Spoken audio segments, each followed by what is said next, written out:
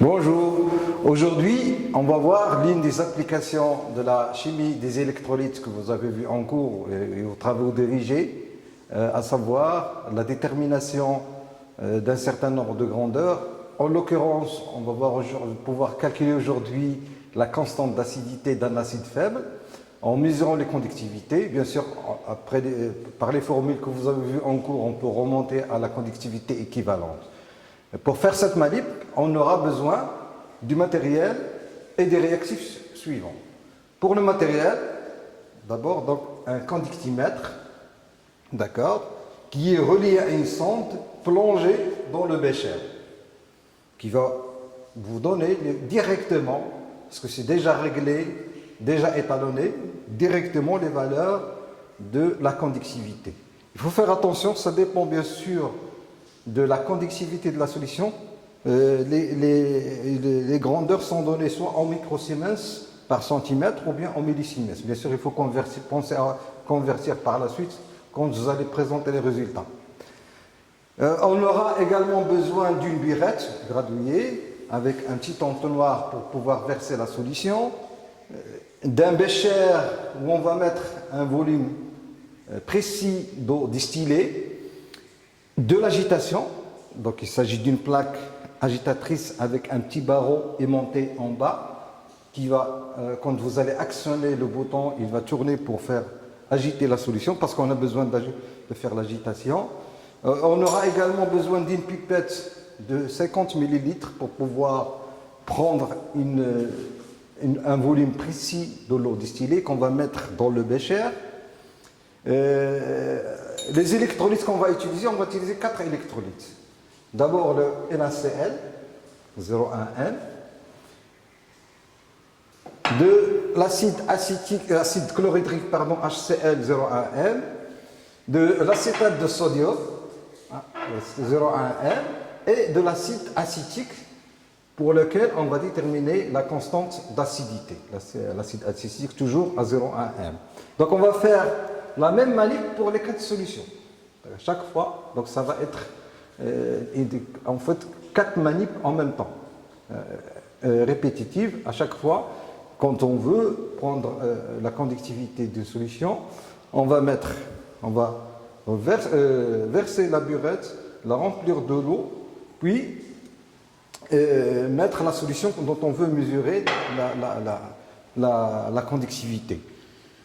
Bien sûr, de l'eau distillée dans une piscette, avec un bécher aussi de 50 ml, comme à utiliser également.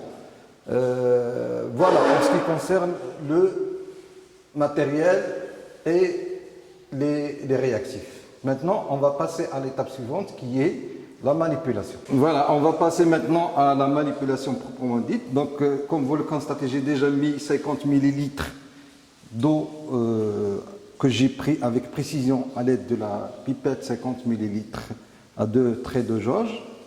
Vous constatez que j'ai également déjà mis le petit barreau, je ne sais pas si vous arrivez à le voir ici, pour l'agitation. Donc je mets directement ça sur la plaque d'agitation, d'accord. Ne pas commencer l'agitation avant de mettre la sonde, pour ne pas la casser. Donc le conductimètre éteint et je vais mettre ma sonde, plonger ma sonde dans la solution. Je fais attention à ce que la sonde soit bien plongée, d'accord. Et je démarre lentement l'agitation pour ne pas bien sûr casser la sonde. Je mets sous courant la plaque d'agitation. Voilà, il ne faut pas trop forcer au départ. Une petite agitation, ça suffit. Donc je mets en marche mon conductimètre. Bien sûr, toujours le conductimètre doit être atteint. Quand la sonde n'est pas plongée dans la solution, le conductimètre doit être éteint.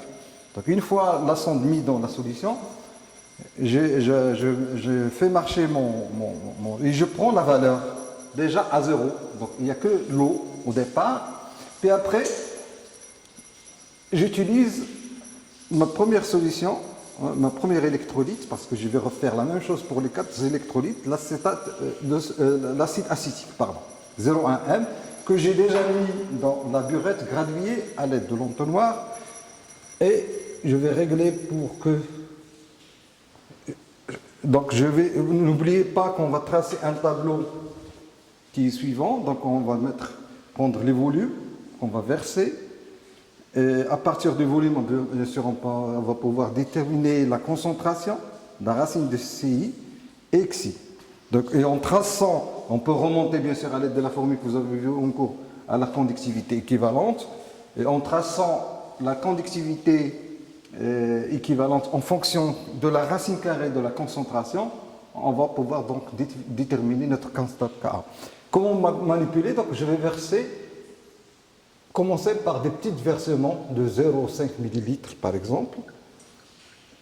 C'est pas grave si vous dépassez un petit plus que 0,5, l'essentiel c'est de noter la valeur que vous avez versée exactement pour pouvoir remonter à la concentration. Vous savez que l'électrolyte que vous allez verser dans l'eau, donc vous allez pouvoir avoir une concentration. Voilà, c'est comme ça. Donc une fois qu'on a terminé avec l'acide acétique, on passe à l'acétate de sodium, on refait la même chose, puis à l'acide chlorhydrique et le chlorure de sodium. Bon, pour présenter bien sûr les résultats dans un tableau en déterminant la constante d'acidité. Je vous remercie.